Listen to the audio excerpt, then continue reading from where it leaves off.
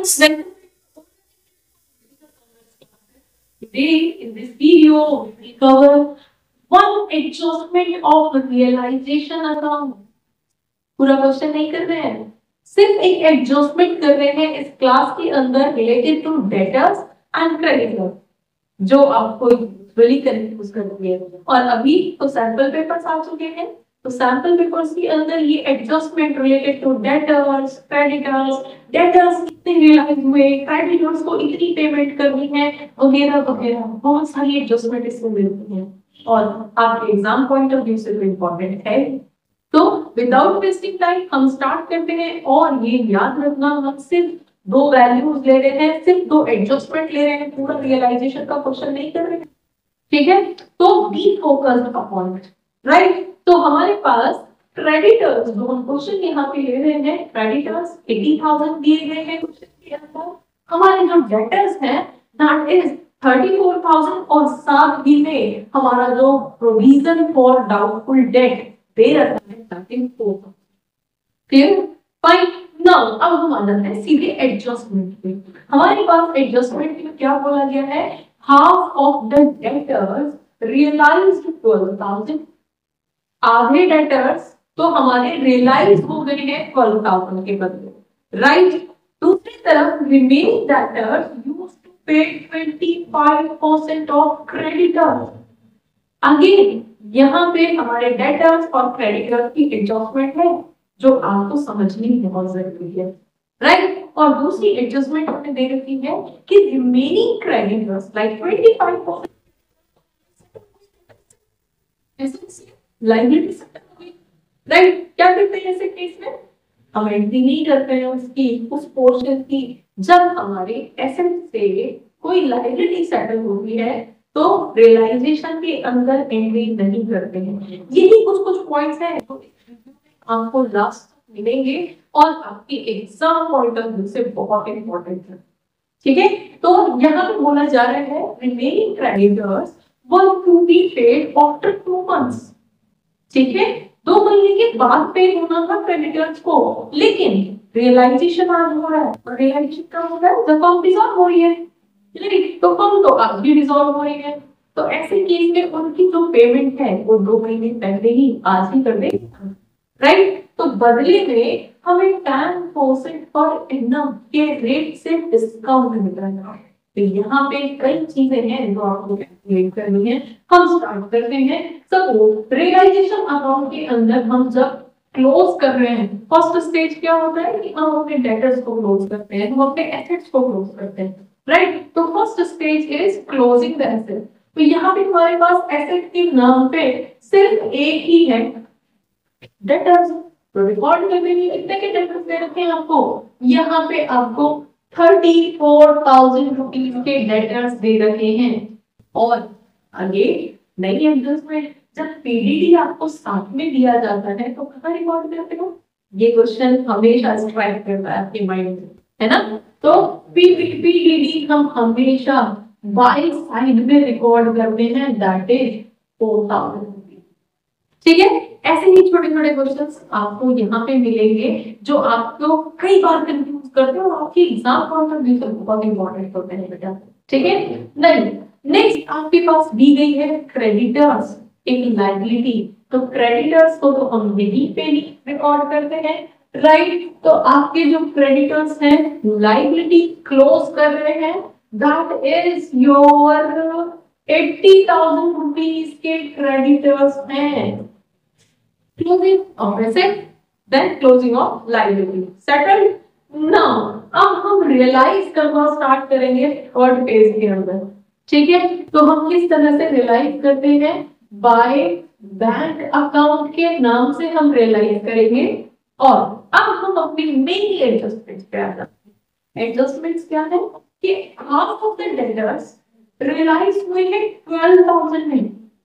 तो सबसे पहले तो आपको यहाँ पे कैलकुलेशन करनी है कि आपके डेटर्स थे कितने, सब आपके डेटर्स थे 34,000।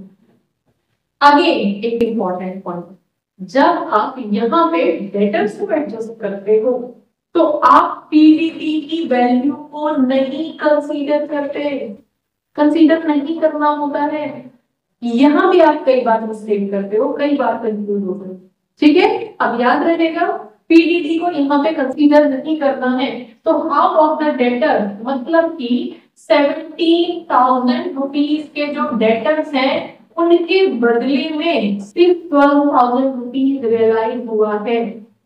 ठीक है, तो यहाँ पे बैंक अकाउंट में डेटर्स के नाम पे हम 12,000 लिखते हैं, आधे डेटर्स के बदले में 12,000 मिले। अब बाकी के आधे डेटर्स का क्या हुआ भाई, तो यहाँ पे हमसे क्या बोला जा रहा है, remaining debtors used to settle 25% of creditors.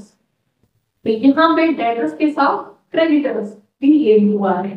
तो 25% क्रेडिटर्स बताओ जरा कितने होंगे। तो क्रेडिटर्स टोटल 80,000 के हैं, देखो 80,000 के हैं, इसका 25% कितना होता है, ये होगा आपका 20,000। 80,000 का 25% 20,000। ठीक है, मतलब कि ये जो 70,000 के डेटर्स हैं, ये 17,000 के जो डेटर्स थे वो इसको सेटल करने में खर्च हो गए, एक भी पैसा नहीं आया। लेकिन जो 30,000 की लायबिलिटी थी ना उसको सेटल करने को, तो ऐसे केस में अगेन वन इम्पोर्टेंट पॉइंट कि जब किसी एसेट से लायबिलिटी सेटल हो जाती है तो ना तो एसेट की एंट्री करनी होती है ना लायबिलिटी की करनी होती है। तो इसका मतलब इन 17,000 की कोई एंट्री नहीं होगी, प्लस इस 20,000 की भी कोई एंट्री नहीं होगी। ठीक है, अब नेक्स्ट उस पे आ जाते हैं। नेक्स्ट एडजस्टमेंट बोल रही है remaining creditors were to be paid after 2 months. तो सबसे पहले तो हमारा जो मेन क्वेश्चन है कि रिमेनिंग क्रेडिटर्स है कितने, तो पहले हम रिमेनिंग क्रेडिटर्स निकाल लेते हैं। तो रिमेनिंग क्रेडिटर्स आपके पास कितने हो गए हैं, 80 में से 20 तो सेटल हो चुके हैं, डेटर्स से ही हुए, तो कितने बचे, यहाँ पे 60,000 रुपीज के क्रेडिटर बचे हैं जिनको रियलाइज करना, जिनकी पेमेंट करनी है, राइट। तो ऐसे केस में अब हम अपनी बची हुई स्टेटमेंट को कंप्लीट करते हैं कि ये 2 मंथ्स के बाद होनी थी इनकी पेमेंट। ठीक है, लेकिन क्योंकि हम तो आज ही डिसॉल्व कर रहे हैं तो आज ही पेमेंट कर रहे हैं, 2 मंथ्स पहले ही हम पेमेंट कर रहे हैं, तो इससे हमें यहाँ पे 10% पर एनम का डिस्काउंट मिल गया है। ये डिस्काउंट कितना है पहले हम उसको निकाल लेते हैं और तब हमें पता चलेगा कि फाइनली इन क्रेडिटर्स के बदले में कितना पैसा रियलाइज करना है, कितना पैसा पेमेंट करना है। ठीक है, तो हम यहाँ पे आ जाते हैं कि सपोज हमारे पास यहाँ पे 60,000 के तो क्रेडिटर्स बचे हुए थे, 10% का हमें यहाँ पे डिस्काउंट मिल गया और ये 10% पर मंथ है।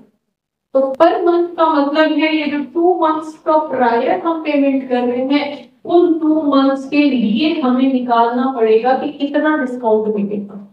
कर लो कैलकुलेट, हमारे पास यहाँ पे ये 6 और ये 6 यहाँ पे जाएगा, इसका मतलब 1,000 रुपीज का डिस्काउंट मिलेगा हमें।